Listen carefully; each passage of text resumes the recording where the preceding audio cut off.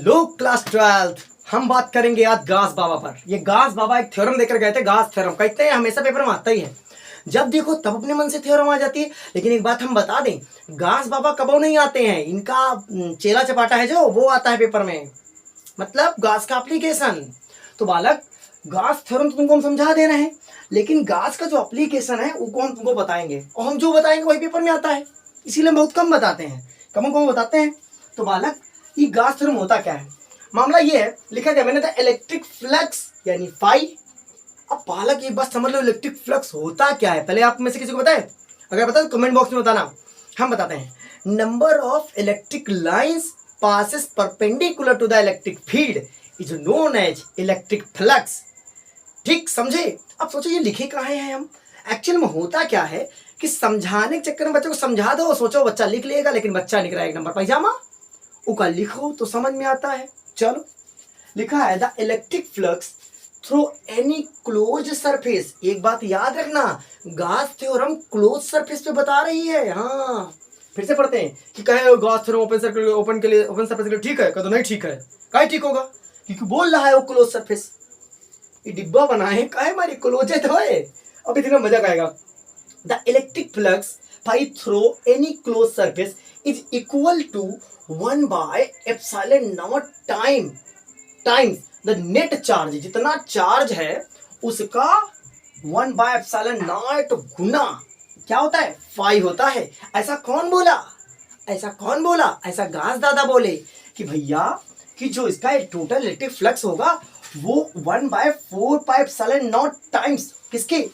Charge के इतने गुना होना चाहिए। अच्छा तो थ्योरम क्या आएगा उस बाबा की? ये दिए क्यू बटे एप्सिलॉन नॉट। बालक तुम सोच रहे हो कहा मैंने लिखे हैं? बेटा ये पेपर में डेफिनेशन पूछी जाती है, जैसे लिखा वैसे कॉपी में नोट कर लो, समझे? अब हम बात करते हैं कि डेरिवेशन पर। हम क्या करते हैं, कंसीडर करते हैं कि एक पॉजिटिव चार्ज सेंटर में एक पॉइंट ओ है, वहां पर रख दिए हैं हम। वहां से सरफेस की मतलब जो सरफेस है उसकी वहां की डिस्टेंस कितनी है हमारे पास? Circle are. हम बहुत सारे सरफेस ले सकते थे, ये ले सकते थे, ये ले सकते थे, ये ले सकते थे, ये ले सकते थे, इतना सारा सरफेस। हम कितना सरफेस ले लेते?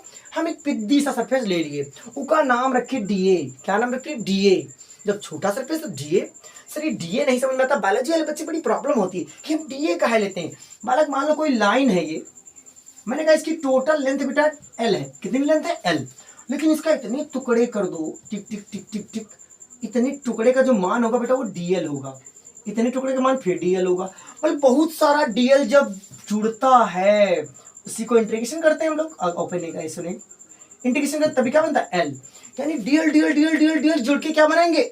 एल बनाएंगे, समझे? इसीलिए इसको लिखे DA DA DA DA DA DA DA DA और डीए डीए डीए डीए क्या बना देंगे? ए बना देंगे। यानी डीए का जब हम इंटीग्रेशन करेंगे तो वो क्या बनेगा? ए बनेगा। कोई डाउट कि डीए का है लिए? ई है भैया इलेक्ट्रिक फील्ड। ज्यादा ज्ञान नहीं देंगे क्योंकि ज्यादा ज्ञान दे दो तुम लोग को तो वो भी समस्या कारक होता है आपके लिए। तो समझिए, कंसीडर करके मतलब लिखना अगर स्टेटमेंट तो consider a positive charge kept in centre of spherical body और क्लोज सरफेस। क्लोज जो भी लिखना है आपको। Radius is R, area is D, electric field intensity is E. ये एरिया वेक्टर दिखाया गया। ठीक है, इतनी बात अगर आपने बता दी कंसीडर करके, इतना बताने के बाद आपको करना क्या है, जो करना है आप समझिए।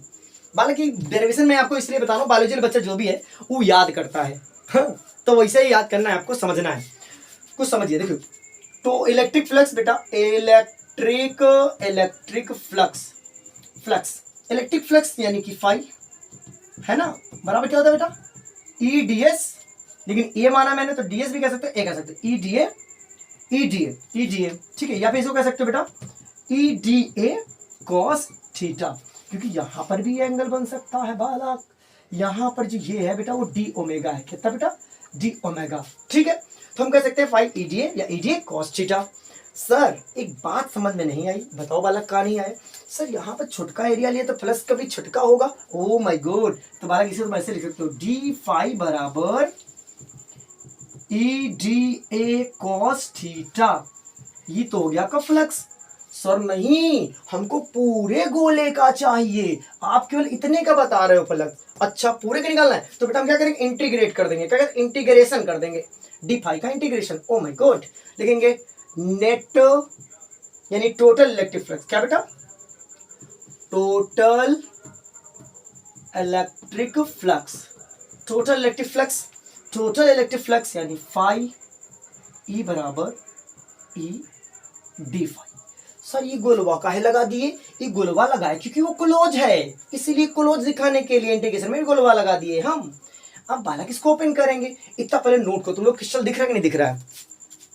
दिख तो रहा है साफ साफ। चलो जल्दी नोट को फास्ट करो। और रजिस्टर किधर गया? चलो इसको नोट कर लिया। 1 2 3 मिटाता हूँ, पॉज करके नोट कर लो तुम लोग। कुशाल दादा अगर तुमको कुछ याद ना हो तो तुमको उठा के नाली फेंक देंगे। ये कुशाल नाम का लड़का है, मतलब कुछ पढ़ता नहीं है, मतलब क्या ही बताएं हम इसको। तो बिटा दे, इसको बिटाता हूँ। 1 2 3। तो बालक इतनी बात हमको समझ में आई। अब इसके आगे कंटिन्यू करते हैं। तो बालक यहां लिखेंगे फाई ई बराबर